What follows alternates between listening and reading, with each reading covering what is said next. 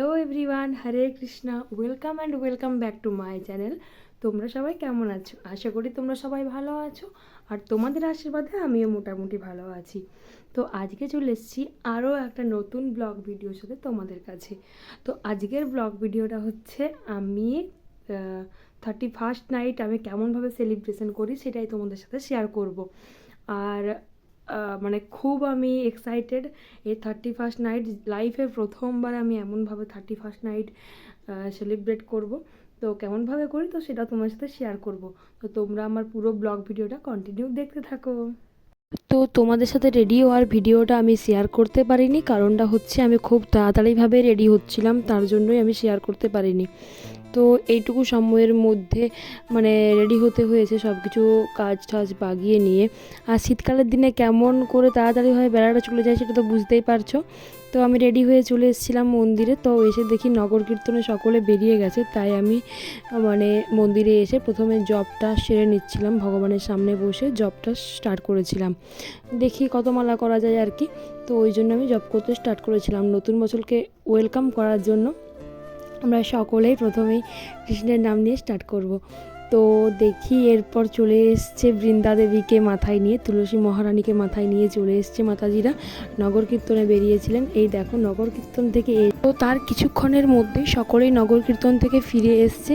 নগর কীর্তন থেকে ফিরে এসে দেখো মানে হরিনাম মানে কি বলবো, কীর্তনের সাথে কি নৃত্য করছে সকলেই। আর সারা রাস্তা এরকমভাবেই নৃত্য করতে করতে গেছে সকলে মিলে প্রভুজি মাতাজিরা। তো আমার লাইফে এই প্রথমবার এমনভাবে আমি 1 জানুয়ারি সেলিব্রেশন করছি। আর আগের বার থেকে আমার ইচ্ছা ছিল যাওয়ার, কিন্তু কিছু কারণবশত যাওয়া হয়নি। আগের বারেও আমার নাম লেখানো হয়েছিল, কিন্তু আমি যেতে পারিনি শেষ মুহূর্তে। তো এবারে যাই হোক, রাধা মাধবের কৃপাতে আমি আসতে পেরেছি। তো আমার প্রচুর মজা হচ্ছিলো, প্রচুর আনন্দ হচ্ছিলো, মানে বলে বোঝাতে পারবো না এতটা মজা হয়েছে। ভক্তর সঙ্গে নিউ ইয়ার পালন করা বা নতুন বছরকে স্বাগত জানানো, এটার মজাটাই অন্যরকম। এই দিকে তো প্রভুরা সব নৃত্য করছে, আর অন্য সাইডে মাতাজিরাও নৃত্য করছিল। তো আমিও আর মানে নৃত্য আজ সামনে রাখতে পারলাম না, আমিও নৃত্য করতে স্টার্ট করেছিলাম। আর বলো, সব যদি ভিডিও করতে থাকি তাহলে আনন্দ মজাটা করব কখন? তার জন্য সব কিছু ভিডিও করা হয়নি, যতটুকু পেরেছি আমি ক্লিপসগুলো নিয়েছি আর সেটাই তোমার সাথে শেয়ার করব। তো এখানে প্রভুদের নৃত্য করছে একদিকে, আর অপর দিকে সাইডে হচ্ছে মাতাজিরাও নৃত্য করছে আমাদের হরে কৃষ্ণ কীর্তনের সাথে। তো এরপর মন্দিরের ভেতরে ভগবানের সামনে চলে এসেছি সকলে মিলে। এরপর হবে তুলসী আরতি। তো দেখো তুলসী মহারানীকে নিয়ে এসে মন্দিরের সামনে রাখা হলো। তো ভগবানকে এখন ভোগ লাগানোর জন্য মানে পর্দা টেনে দেওয়া হয়েছে। আর এখানে দেখো এই ছোট্ট প্রভুটা কি সুন্দর লাগছে, ধুতি পরে, জপমালা জপ ব্যাগ নিয়ে তিলক করে খুব সুন্দর লাগছিল প্রভুটাকে, মানে কি বলবো, দেখলেও মন ভরে যায়। আর এখানে দেখো তুলসী মহারানীর আরতির জন্য সব আয়োজন করা হচ্ছে সকলের। পর একসাথে তুলসী মহারানীর আরতির সময় সংকীর্তন হবে। তো তুলসী আরতি হয়ে যাওয়ার পর এখন সকলে মিলে, সকল প্রভুরা মিলে তুলসী মহারানীকে প্রদক্ষিণ করছে। আর এই মাঝখানে দেখতে পাচ্ছ এই প্রভুকে তোমরা কম বেশি সকলেই চেনো। এই প্রভু হচ্ছে রসময় প্রভু, যিনি আমাদের রায়পুরে থাকেন। মানে এই প্রভুর হাতের বানানো যে প্রসাদ, যে রেসিপিগুলো খুব সুন্দর, মারাত্মক টেস্টি। তো যারা মানে কি বলবো ভেজ খান, তো তারা এই প্রভুর রেসিপিগুলো ফলো করতে পারেন।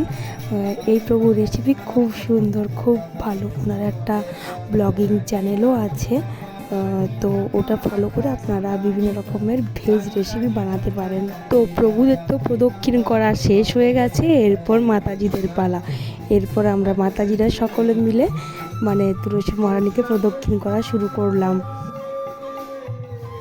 তুলসী মহারানীকে প্রদক্ষিণ করার পর এরপর ভগবানের আরতি শুরু হয়েছে। তো ভগবানের আরতি হচ্ছে, আর এদিকে সকল ভক্তরা মিলে মানে নৃত্য কীর্তন মেতে ভাষায় বলে প্রকাশ করতে পারবো না। মানে এই দিনটা আমার জীবনের একটা বিশেষ দিন ছিল, মানে কি বলবো, এতটাই আমি আনন্দ পেয়েছি। খুব কম টাইমেই বলতে গেলে আমি এতটা আনন্দ পেয়েছি, খুবই আনন্দ পেয়েছিলাম এই দিন। মানে আমি ভাষাতে প্রকাশ করতে পারবো না, এতটা আনন্দ পেয়েছি। তোমরা দেখবে এমন কিছু কিছু জিনিস হয় বা এমন কিছু কিছু ফিলিংস হয় যেগুলো কখনো কাউকে বলে বা ভাষাতে বলেও মানে প্রকাশ করা যায় না। হয়তো বুঝতে পারছে, তবুও কিন্তু আমাদের নিজের মধ্যে কম পড়ে যায়, যেমন আমরা বোঝাতে পারছি না, এমনটাই আমার হচ্ছিল এই দিনে।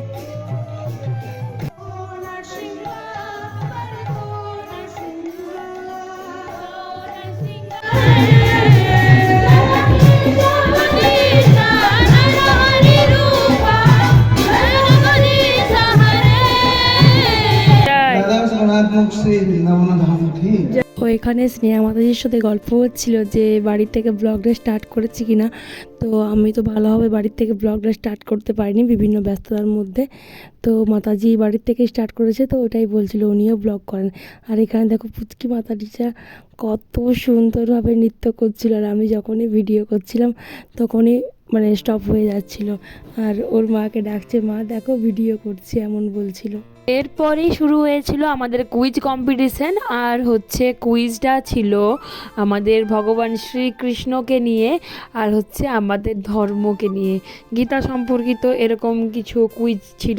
তো এখান থেকে আমি 2-3টে অ্যান্সার বলতে পেরেছি, আর বাকিগুলো কনফিউশন ছিল, ওই জন্য বলতে পারিনি। তো যাই হোক, চেষ্টা করেছিলাম।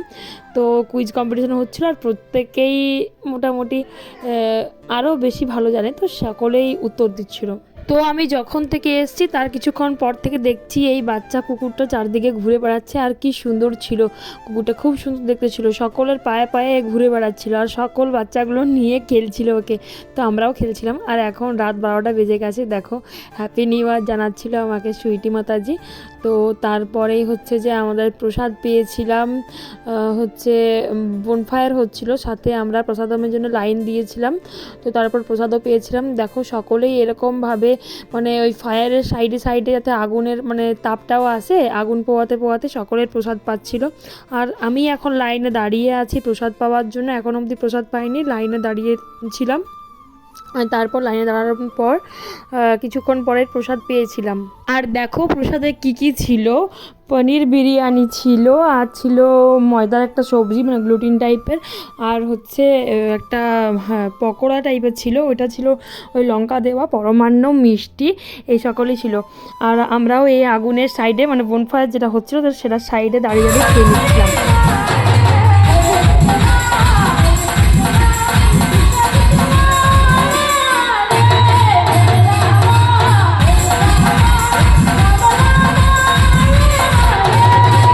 এমনি তো প্রথম থেকে নৃত্য করছিলামই, আর রাত 12টার সময় থেকে আরও বেশি পরিমাণে নৃত্য শুরু করেছিলাম আমরা সকলে।